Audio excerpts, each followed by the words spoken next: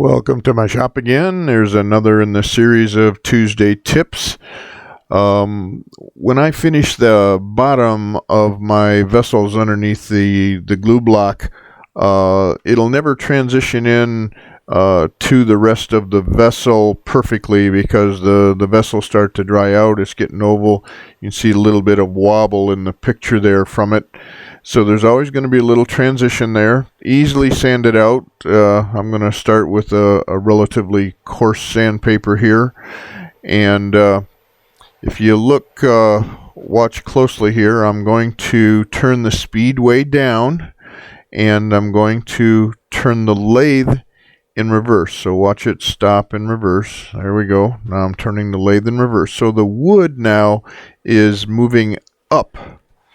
And as I start to put my sanding disc on the drill with a mandrel, and when the drill is running clockwise, the sandpaper is going down and the wood is going up, it's going to give me a very good abrasive action.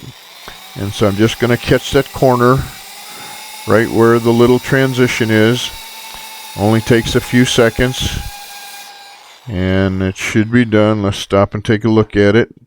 So now all the way around the transition is nice and clean between the bottom and the finished bowl.